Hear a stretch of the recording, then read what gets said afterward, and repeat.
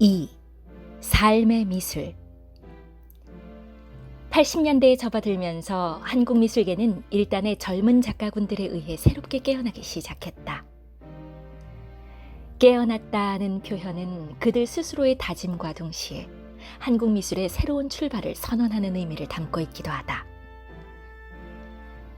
1979년 11월 현실과 발언 그룹이 창립된 이래 지난 4년여 동안 이들이 앞장선 전시회만도 무려 100회 이상 열렸으며 연 인원 1천여 명이 넘는 작가들이 이 같은 새로운 미술운동에 참여했다. 현장을 담는 살아있는 미술.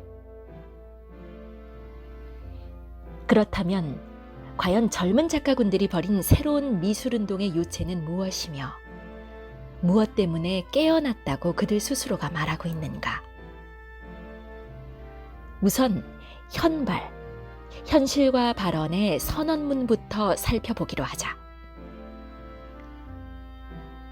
돌아보건대 기존의 미술은 보수적이고 전통적인 것이든 전위적이고 실험적인 것이든 유한층의 속물적인 취향에 아첨하고 있거나 또한 밖으로부터의 예술 공간을 차단하여 고답적인 관념의 유희를 고집함으로써 진정한 자기와 이웃의 현실을 소외 격리시켜왔고 심지어는 고립된 개인의 내면적인 진실조차 제대로 발견하지 못해왔습니다. 그들은 이같이 기존 화단을 질타하면서 다음과 같은 몇 가지 물음을 던짐으로써 자신들이 나아갈 방향을 암시해 주었다. 첫째, 현실이란 무엇인가? 둘째, 현실을 어떻게 보는가? 셋째, 발언이란 무엇을 의미하는가? 넷째, 발언의 방식은 어떤 것일까? 미술평론가 채열은 말한다.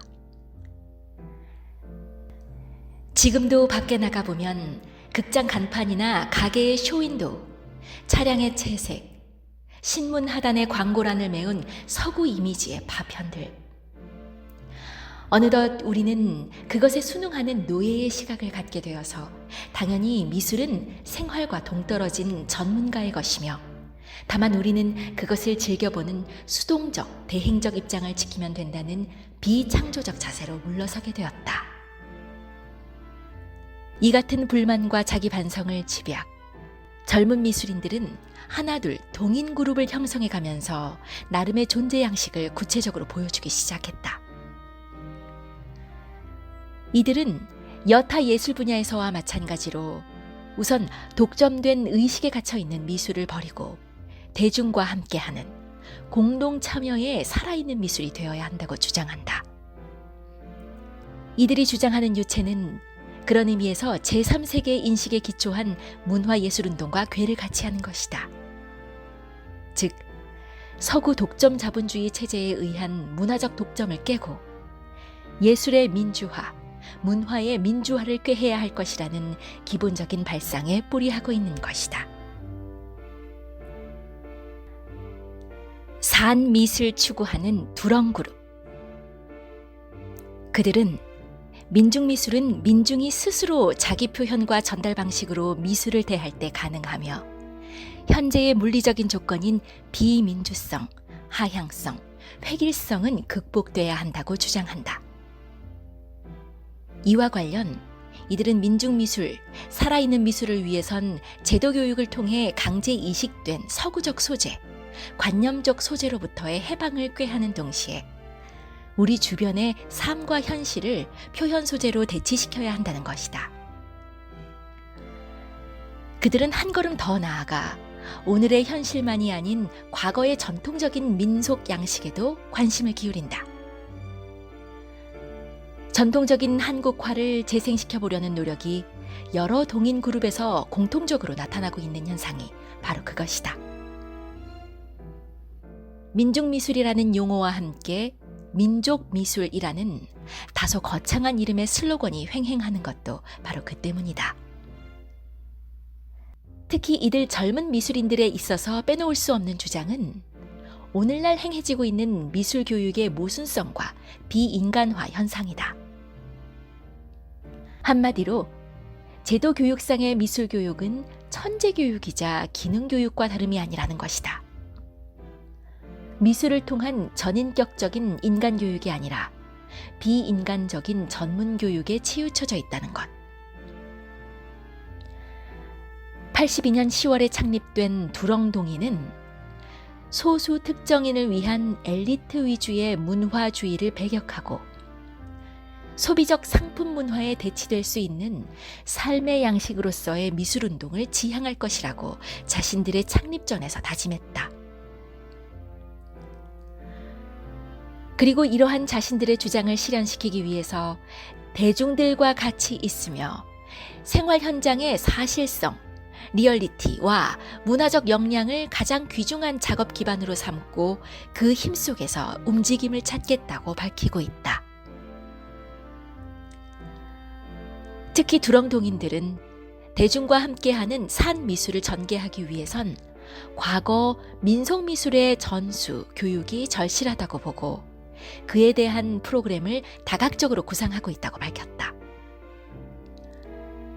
제도미술의 병폐를 극복하기 위해선 무엇보다도 자생적인 작업이 선결 문제인데 이를 위해 열린 공동 작업으로 전통시대의 민속미술, 이를테면 민화, 무속화, 탱화, 풍속화, 탈, 민속조각 등을 통해 산미술을 정착시켜 나가겠다는 것이다. 창립동인으로는 장진영 씨를 비롯 10인이 뜻을 같이 하고 있다. 주요 작품으로는 지난 83년 9월엔 땅의 사람들과 사람의 아들이라는 주제로 대형 공동벽화 5폭을 제작한 바 있으며 83년 11월엔 실천문학사를 통해 판화 달력을 출간하기도 했다. 판화 얘기가 나왔으니 말이지만 최근 미술계의 추세를 보면 판화의 시대가 아닌가 할 정도로 커다란 판화가 유행하고 있다. 특히 1983년 이후에는 여러 형태의 판화 학교가 생겨나 민중미술, 삶으로서의 미술을 지향하는 미술교육 프로그램을 통해 미술이 천재의 전유물이 아닌 민중 공동의 예술이며 참여 제작 자체에서 창조가 이루어진다는 삶으로서의 예술론을 불러일으키는 데 큰 몫을 하고 있다. 홍성담을 주축으로 한 광주 시민미술학교의 미술교육 프로그램은 이 방면에서 두드러진 성과를 나타낸 것으로 평가되고 있다. 두렁동인에 의해 이루어진 애옥의 민속미술교실, 십장생 그룹의 벽화 그리기 역시 미술에 대한 대중의 친화력을 도모하는 데 나름의 노력을 기울였다는 점에서 뜻있는 자세로 받아들여지기도 한다. 105인 참가한 삶의 미술전. 이 밖에도 임술년 98,992에서 그룹은 82년 10월 덕수미술관에서 창립전을 개최 인간의 소외감과 생활 패턴의 변화를 날카로운 비판적 시각으로 형상화했다는 평을 받았으며 이보다 앞선 82년 3월에는 젊은 의식전이, 83년엔 인간전, 인간 그 어디의 전, 에스파동인의 끓는 혼, 실천그룹전 등이 열렸고 84년엔 토해내기에 이어 6월에는 105인이 참가한 삶의 미술전이 관운미술관과 제3미술관, 아랍문화관 등에서 열려 이 새로운 미술운동이 그 절정에 달한 느낌을 주었다. 미술평론가 이홍주는 이상과 같은 일련의 작업들에 관해 이미 하나의 문화현상으로 정착과정에 들어섰다면서 현발 이후 80년대 젊은 작가들은 역사와 현실의 개안, 일상적 가치의 회복, 대중성, 민중성의 각성, 새로운 구상애로의 관심의 이행 등 그야말로 리얼리즘의 복권 작업을 꾀해왔다고 평가했다.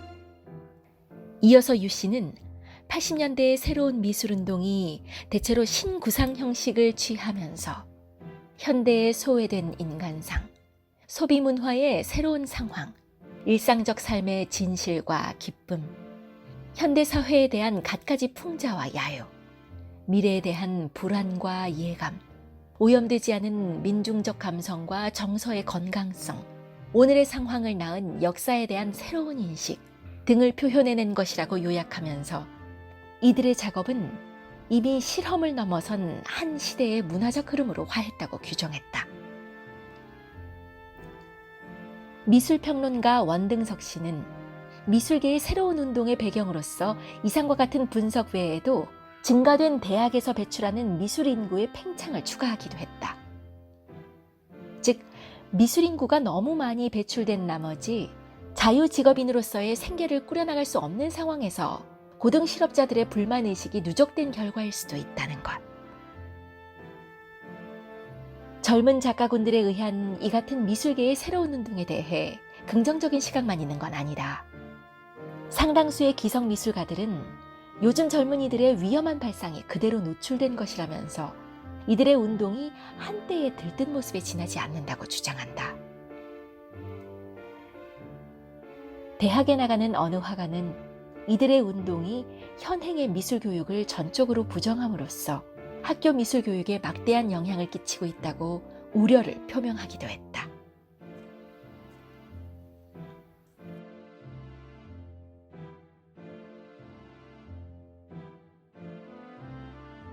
오 박사의 문화예술교육 이야기 54회입니다. 이번 회에도 지난 회들에 이어서 윤재걸의 사회르포집 분노의 현장에 실려있는 80년대 민중문화예술운동이라는 글의 일부 내용을 여러분들께 소개해드렸습니다. 이번 회에 낭독된 내용은 1980년대의 미술운동에 관한 것이었습니다. 그런데 이 내용에서 우리의 시선을 잡아 끄는 것은 삶과 예술을 따로 구별하지 않는 입장, 우리의 삶을 반영하는 예술 활동, 또 예술이 보다 가깝게 우리의 일상적인 삶 안으로 들어오는 것, 이러한 지향성을 갖는 입장들이 1980년대에 미술에서도 나타나고 있었다는 것이죠.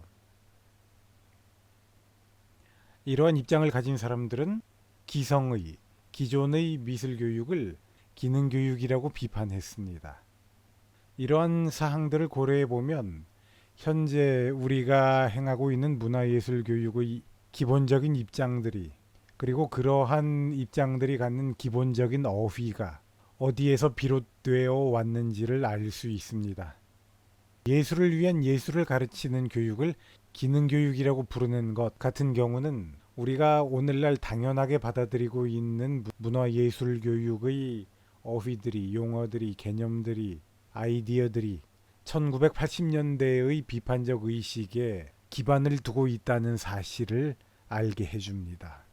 1980년대는 그리 먼 옛날이 아닙니다. 그 당시에 20, 30대로서 활동의 주체가 되었던 사람들은 지금 5, 60대로서 시퍼렇게 살아서 우리 사회의 중견 혹은 지도적 인사들로서 활약하고 있지요.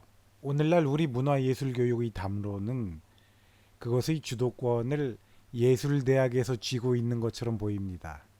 그러나 제가 반복해서 여러분들께 말씀드리고 있는 것처럼 지금 우리가 문화예술교육이라고 부르고 있는 것은 그것의 원동력이 1980년대의 비주류 혹은 제야 혹은 운동권의 활동과 문제의식에 있었던 것입니다. 물론 기성과 신예, 또 주류와 비주류, 제도권과 제야를 일도 양단식으로 싹둑 잘라서 구별할 수는 없는 일입니다.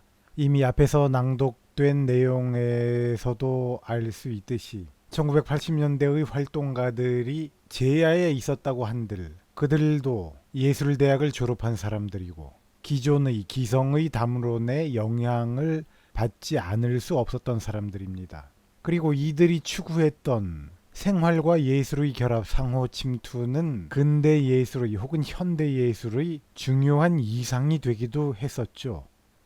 따라서 오늘의 문화예술교육 운동은 또한 제도권과 제야의 상호 침투 과정이라고도 보아야 할 것입니다.